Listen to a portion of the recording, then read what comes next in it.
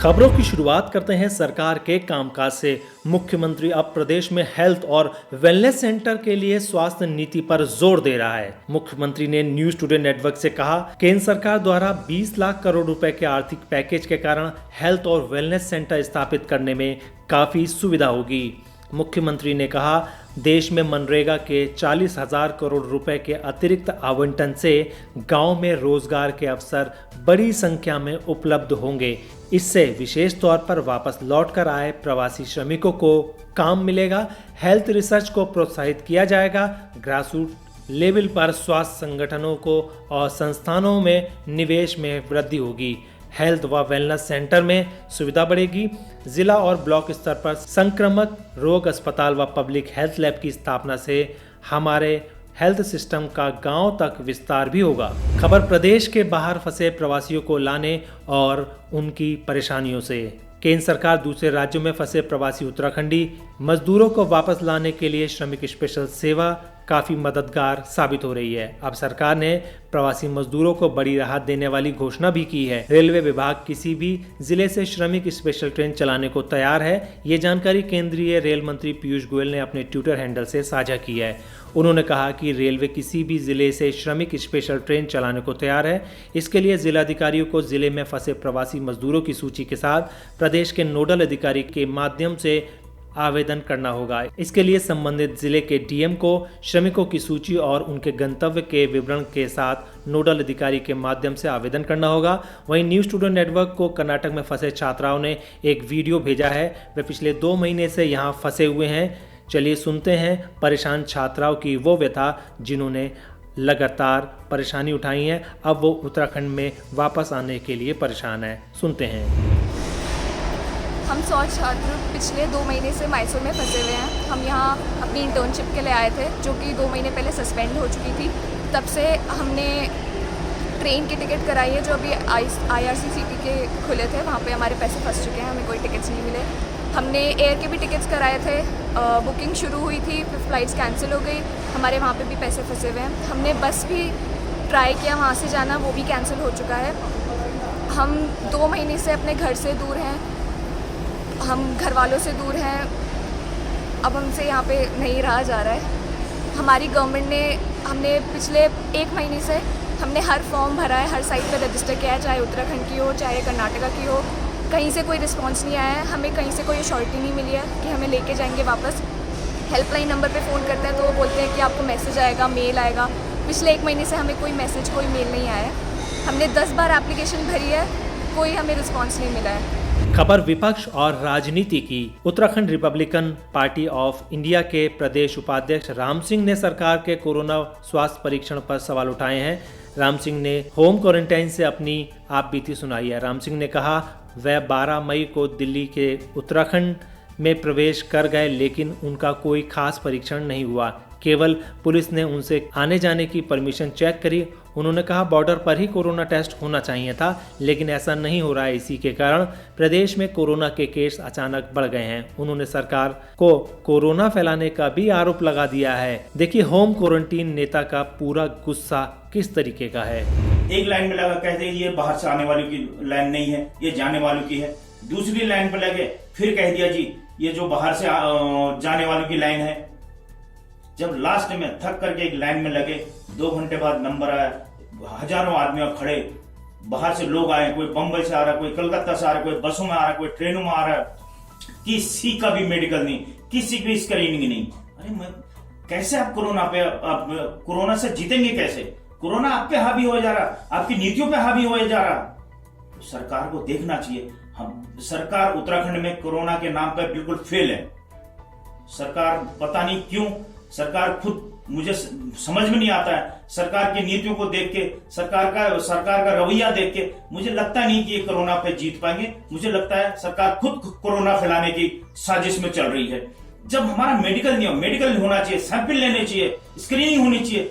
जाओ, आपके हाथ में मोहर लगा दी गई, मोहर लगी हुई है, आप 14 दिन के क्वारंटीन हो जाओ। क्या इसके लिए इंतजार करती है सरकार? क्या इसको कोरोना हो फिर हम इसकी चैन को पकड़े, जहां इनसे संक्रमित हैं उनको पकड़े, ये मरे। पहले जांच करो, अगर कोई कोरोना पॉजिटिव आया हुआ है आप उसको वहीं रोक पाएंगे, आगे नहीं बढ़ पाएगा वो।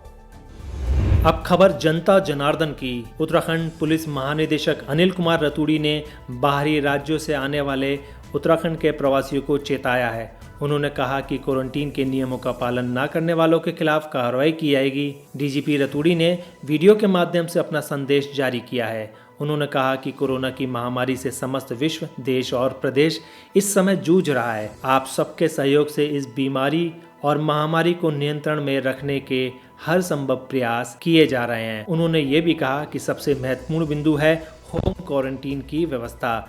वापस आने पर 14 दिन तक होम क्वारंटीन में घर पर रहना अनिवार्य कर दिया गया है, क्योंकि इससे संक्रमण को फैलने से रोका जा सकता है।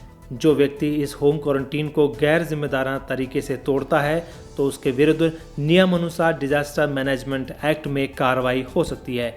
इन हालातों में उत्तराखंड पुलिस ने जनता से अपील की है, यदि आपके क्षेत्र में कोई इस प्रक्रिया का उल्लंघन करता नजर आ रहा है तो आप पुलिस को ऐसे लोगों की जानकारी 112 डायल करके दे सकते हैं। मेरा आप सभी से अनुरोध है, ये एक बहुत कठिन दौर है। हम सब ये चाहते हैं कि आपका स्वास्थ्य अच्छा रहे, पूरे प्रदेश का स्वास्थ्य अच्छा रहे, हमारे देश का स्वास्थ्य अच्छा रहे, समस्त मानवीय जो समाज है उसका स्वास्थ्य अच्छा रहे। उसके दृष्टिगत सब लोग ये सहयोग करें, एक टीम भावना से काम करें और होम क्वारंटाइन का उल्लंघन ना करें, नहीं तो जो विधिवत कानूनी कार्रवाई है वो होगी। 112 नंबर पर इसकी सूचना दी जा सकती है। धन्यवाद। खबर प्रवासियों के स्वास्थ्य परीक्षण की। जिलाधिकारी सबिन बंसल के निर्देश पर जिले में आए प्रवासियों का रैंडम कोरोना जांच किए जाने के लिए मुख्य चिकित्सा अधिकारी डॉक्टर भारती राणा ने स्वास्थ्य विभाग की सैंपलिंग कलेक्शन टीमों की तैनाती करते हुए जिले में सैंपल लिए जाने हेतु 5 कलेक्शन सेंटर बनाए हैं। जिलाधिकारी बंसल ने निर्देश दिए हैं कि जिले में आए प्रवासियों का 5% लोगों की रैंडम सैंपलिंग की जाए तथा 65 वर्ष व उससे अधिक आयु वाले प्रवासियों का 100% कोरोना सैंपलिंग की जाए। मुख्य चिकित्सा अधिकारी डॉक्टर भारती राणा ने न्यूज स्टूडेंट नेटवर्क से बातचीत कर बताया कि किस किस सामुदायिक स्वास्थ्य कलेक्शन सेंटर को बनाया गया है। आप भी जान लीजिए।